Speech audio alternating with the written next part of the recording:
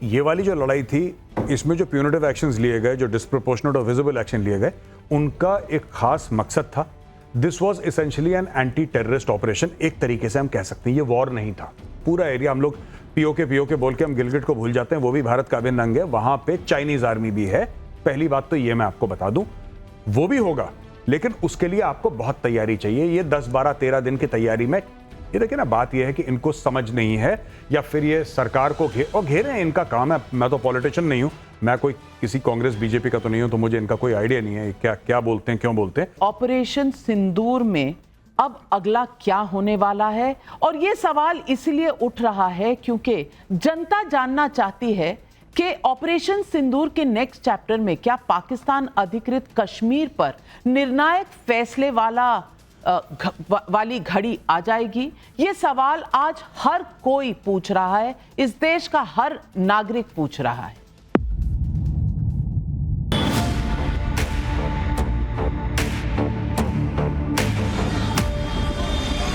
जब भारत की सेना पाक अधिकृत कश्मीर पे कब्जा कर सकती थी, बलूचिस्तान को पाकिस्तान के नक्शे से मिटा सकती थी, अलग कर सकती थी, ट्रंप के कहने पे सीज फायर की घोषणा क्यों की? पाक अधिकृत कश्मीर वो भारत का अभिन्न हिस्सा है। आज भी जम्मू कश्मीर की विधानसभा में पीओके की जो विधानसभाएं जो खाली हैं, वो सीटें आज भी खाली पड़ी हैं। Remains to be discussed on Kashmir is the vacation of illegally occupied Indian territory in Pakistan occupied Kashmir. अगर पाकिस्तान से बात होगी तो पाक ऑक्युपाइड कश्मीर पीओके उस पर ही होगी। सुशांत सरीन, जंग स्थगित हो चुकी है और ऑपरेशन सिंदूर अभी बाकी है, तो नेक्स्ट चैप्टर में सवाल ये उठ रहा है कि पीओके आएगा। मैं पूछना चाहती हूं कि ये प्रधानमंत्री ने भी कहा कि हमारी बात अगर पाकिस्तान से होगी तो सिर्फ बात होगी टेररिज्म पर और पीओके पर। आप समझते हैं, जैसा कुछ राजनीतिक पार्टियां समझती हैं कि हमारे पास एडवांटेज था, पीओके लेकर ही आना था, जैसे कि आलू लेने गए टमाटर लेते आओ। मैं पूछना चाहती हूं, क्या ये इतना आसान है? नहीं, ये नाविका इतना आसान नहीं है। और हमको एक दो तीन चीज़ें हैं इसमें। एक तो जो ऑपरेशन सिंदूर था, उसके जो उद्देश्य थे वो लिमिटेड थे। उसमें ये नहीं था कि हम पाकिस्तान के ऊपर यलगार कर रहे हैं और या पाकिस्तान को ध्वस्त कर देना है, लेकिन उसमें ये था कि पाकिस्तान ने एक आतंकवादी घटना को अंजाम दिया और उसकी प्रतिक्रिया यहाँ से जानी थी, और प्रतिक्रिया ऐसी होनी थी कि पाकिस्तान को दंडित किया जाए, जो कि किया। और दंडित कैसे किया कि उनके 9 जो बहुत बड़े बड़े मरकज़ थे, सेंटर्स थे आतंकवाद के, उनके ऊपर आपने अटैक किया, उनको ध्वस्त किया। दूसरा क्या जो उद्देश्य था वो ये था कि अगर पाकिस्तान उस पर रिस्पॉन्ड करता है भारत के खिलाफ, तो भारत की जो प्रतिक्रिया होगी पाकिस्तान से के रिस्पॉन्स से ज़्यादा तीव्र होगी। और जो 3 दिन में जो आदान प्रदान हुआ पाकिस्तान और भारत के बीच में, वो मेरे ख्याल एस्टैब्लिश हो गया कि 10 तारीख को जिस तरीके से वहाँ पर जो कुछ हुआ, उनके एयर बेसिस को डिस्ट्रॉय किया, एयर डिफेंस सारा सिस्टम उनका डिस्ट्रॉय किया, इतना उद्देश्य था।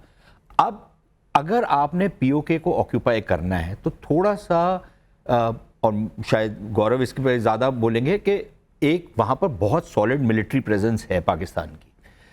आपके लिए मूव करना वहाँ पर और किसी टेरिटरी को ऑक्यूपाई करना कोई इतना आसान नहीं होता। और ना आपने अपनी जो मोबिलाइजेशन की थी वो एक ज़मीनी लड़ाई के लिए की थी जिससे आप अंदर घुस करके टेरिटरी ऑक्यूपाई कर सकते। तो वो तो उद्देश्य ही नहीं था, क्योंकि 15 दिन के अंदर आप इतनी बड़ी मोबिलाइजेशन जिसमें आप फुल स्केल वॉर करेंगे, वो तो नहीं था। और हम फुल स्केल वॉर इसलिए नहीं चाहते थे क्योंकि एक एंडलेस वॉर में हम फंसना नहीं चाहते, पहली बात। दूसरी चीज़ ये कि पीओके का जो भारत का जो उद्देश्य है, और ये सिर्फ भाजपा का नहीं है, तमाम जो यहाँ पर सरकारें रही हैं उन्होंने यही उद्देश्य रखा है कि पाकिस्तान के साथ कश्मीर के ऊपर अगर कोई बातचीत होगी तो उसका एक ही केंद्र बिंदु है, और वो है कि पीओके पे आपका जो अवैध कब्जा है उसको आप कब छोड़ेंगे। ये हम राजनीतिक और कूटनीतिक तरीके से करना चाहते हैं। और उसका सल्यूशन देखिए, एक तो ये हो सकता है कि आप फुल स्केल वॉर करें और ये काम करें, और उसमें आपका भी नुकसान होगा, तो मेरे ख्याल ये हमारे को समझ लेना चाहिए। दूसरा तरीका ये है कि आप दुश्मन को इतना कमज़ोर करें कि जो फल आपकी टोकरी में गिर रहा था वो बहुत ज़्यादा आसानी से गिर जाए, बनस्बत इसके कि आप अपने सैनिक भी मरवाएं, अपना अर्थव्यवस्था को भी बिगाड़ें। तो उद्देश्य वो है अभी भी कि पीओके का भारत में वापस आना अनिवार्य है, लेकिन उसके लिए हमारे को कोई जल्दबाजी करने की ज़रूरत नहीं है। हमारे पास और बहुत सारे काम है करने वाले, हम वो करेंगे, पाकिस्तान को कमज़ोर करेंगे, जो कि अब ऑपरेशन सिंदूर का जो कंटिन्यूइंग पार्ट है, जिसमें इंडस वाटर्स ट्रीटी है और बहुत सारी चीज़ें हम कर रहे हैं, जिससे माना यह जाता है कि ये बेसिकली रगड़ेंगे। लेकिन मेजर गौरव आर्या, क्या एक्सपेक्टेशंस बढ़ गई हैं? क्योंकि हमने जिस तरह से पाकिस्तान को ध्वस्त किया है, उन्होंने 400 ड्रोन भेजे, एक नहीं चला, उन्होंने मिसाइल भेजी, कुछ नहीं फटा। आदमपुर के एयरबेस पे जब प्रधानमंत्री गए, S-400 की बात हुई, हमारे एयरक्राफ्ट की बात हुई, सबका जवाब प्रधानमंत्री ने बिना कुछ कहे दे दिया, वहां खड़े होकर S-400 पीछे रखकर, अपने MiG-29 पीछे रखकर।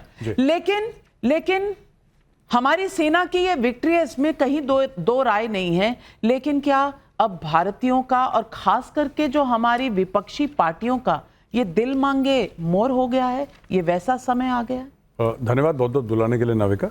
नहीं, ये जो एक्सपेक्टेशन है कि पीओके लेना है, ये तो देश के पार्लियामेंट में भी है। 1994 में रेजोल्यूशन पास हुआ था। तो ये कहना कि पीओके भारत को लेना है, ये तो कोई गलत बात नहीं है, ये तो एक बात है जो है, पार्लियामेंट में है तो फिर सबके लिए है। लेकिन इशू ये है कि ये वाली जो लड़ाई थी, इसमें जो प्यूनिटिव एक्शंस लिए गए, जो डिस्प्रोपोर्शनेट और विजिबल एक्शन लिए गए, उनका एक खास मकसद था। This was essentially an anti terrorist operation, एक तरीके से हम कह सकते हैं। ये वॉर नहीं था।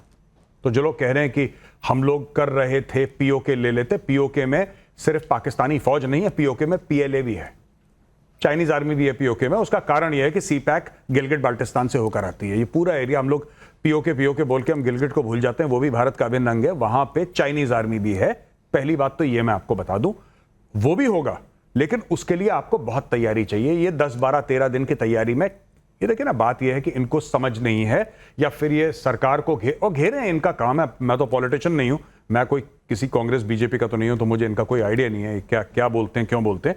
पर जो वो कौन से आम आदमी पार्टी के थे, आई थिंक कोई लीडर थे, जी माफ कीजिएगा, वो कह रहे थे, मुझे लगता है थोड़ी सी बात इलॉजिकल है, वो चढ़ाने वाली बात है कि अरे हम पीओके, ऐसे थोड़ा ना होता है, ऐसे थोड़ा ना होता है। वहां पे आपके हजारों लाखों सैनिक फंस जाएंगे। ये बोलना दिल्ली में बैठ के एसी में बड़ा आसान है, हो सकता है, लेकिन अभी वो मौका नहीं है। This is not the right time, क्योंकि आपका उद्देश्य क्या था पहलगाम का? आपने ये बोला कि पहलगाम में हो गया है आपका, पहलगाम एक बहुत बड़ा आतंकी हमला हो गया है। अब आपको हिट बैक करना है पाकिस्तान को, आतंकी और आपने हिट बैक किया, ऐसा किया कि कमर तोड़ के रख दी आपने पाकिस्तान की। लेकिन अश्विनी कुमार जी, मैं ये पूछना चाहती हूं कि क्या विपक्षी पार्टियां सिर्फ एक मखौल के तरीके से इस बात को कहती हैं? सचिन पायलट कह रहे हैं, संजय सिंह आम आदमी पार्टी से कह रहे हैं, ये मखौल की बात नहीं है। अगर इतना आसान होता तो आपकी सरकारें ले लेती पहले। लेकिन इस वक्त जब पाकिस्तान को नीचे दिखाया गया है, ये सवाल उठा के कहीं आप जो डिफेंस फोर्सेस की अचीवमेंट है उसको कम नहीं हाँक रहे? नाविका जी, पहले तो एक डिफरेंशिएशन कर दो कि सरकार अलग है और सेना अलग है। क्योंकि जब भी हम सरकार से सवाल करते हैं, आप बोलते हैं हम सेना से सवाल कर रहे हैं। जब भी हम सेना की सरकार सवाल उठाते हैं, आप बोल रहे हो कि आप सेना की बेइज्जती कर रहे हैं। और उसी वक्त आप ये भी कह रहे हो कि मोदी जी जाते हैं, सरकार के नुमाइंदे हैं, वहाँ जाते हैं और सेना का मनोबल बढ़ा देते हैं, वो सेना को रिप्रेजेंट कर रहे हैं। तो पहले ये एक लाइन क्लियर कर दो कि सरकार पे सवाल उठाना, सेना पे सवाल उठाना, दोनों अलग अलग बातें हैं। वॉर सिचुएशन में आप क्या मानेंगे? वॉर सिचुएशन में क्या मानेंगे? नहीं, मुझे सुशांत सरीन बताइए, क्या वॉर सिचुएशन में सरकार और सेना अलग है? कॉन्स्टिट्यूशन का हमें राइट देता है। नहीं मिश्रा जी, हाँ राइट देता है। वॉर सिचुएशन में हम सवाल कर सकते हैं। नहीं, आप सवाल कर सकते हैं, इमरजेंसी, लेकिन ये सवाल इस वक्त क्यों? तो डिक्लेयर कर दीजिए कि इमरजेंसी चल रही है, आपका आर्टिकल 19 एग्जिस्ट नहीं करता। आपने सवाल उठाया, उसका जवाब सुन लीजिए। मैं बिल्कुल, मैं तो यहां तक आपसे डिसएग्री भी करता हूं। सिर्फ सरकार से ही नहीं सवाल पूछे जा सकते, सेना से भी पूछे जाने चाहिए। भारत एक डेमोक्रेसी है। डेमोक्रेसी हम पाकिस्तान नहीं है जहां पर सेना से कोई सवाल नहीं पूछता। बिल्कुल सेना की भी जवाबदेही है, लेकिन सरकार और सेना को आप अलग भी मत करिए। सेना से आप डायरेक्टली नहीं पूछ सकते क्योंकि हमारी कुछ मर्यादाएं हैं। आप सरकार से, सेना के ऊपर भी आप सवाल उठा सकते हैं कि सेना की तैयारी थी, कितनी और होनी चाहिए, सिर्फ आलोचना करने के लिए मत पूछिए सवाल, सेना की बेहतरी के लिए भी आप पूछ सकते हैं। अनफॉर्चुनेटली यहां पर अक्सर जो सवाल पूछे जाते हैं आलोचना के लिए नहीं होते नहीं हैं। सरीन, ये गलत इल्जाम है। नाविका जी, आगे भी बढ़ना है, एक सवाल नहीं है, चैप्टर कई हैं। ऑपरेशन सिंदूर में पाकिस्तान पर भारत के एक्शन की सबसे बड़ी बाधा चीन और तुर्की बने, इसलिए भारत में दोनों देशों के खिलाफ बहुत गुस्सा है। तो क्या ऑपरेशन सिंदूर के नेक्स्ट चैप्टर में चीन तुर्की से आर पार होगा? पहला सवाल हम इसलिए पूछ रहे हैं क्योंकि एक देश की राय है। देश की राय क्या है, खुद देखिए।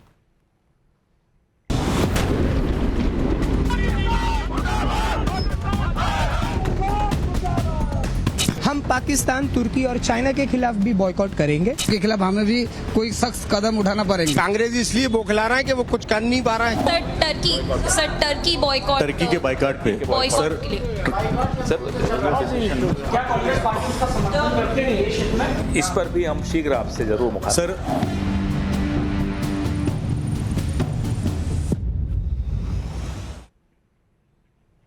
प्रदीप भंडारी जी, सवाल आपसे है। ये टर्की के बॉयकॉट पर देश ने अपना मन बना लिया है। सारे जो टूरिज्म की बुकिंग्स हैं वो 60% डाउन है और 60% लोग जो जाने वाले थे कैंसिलेशंस हो रहे हैं। ट्रेडर्स कह रहे हैं हम वहां से सेब नहीं मंगाएंगे, एप्रिकॉट्स नहीं मंगाएंगे। सवाल है कि जनता में रोष है, लेकिन आपने कल एक कंपनी का कॉन्ट्रैक्ट या सिक्योरिटी क्लियरेंस कैंसिल की। क्या ये बात क्योंकि गर्मा गर्मी में है तो यहीं रुक जाएगी? क्योंकि 2 साल पहले तक तो आप ऑपरेशन दोस्त कर रहे थे तुर्की के साथ। आज क्या हमारा पॉलिसी और हमारा फैसला बदलेगा?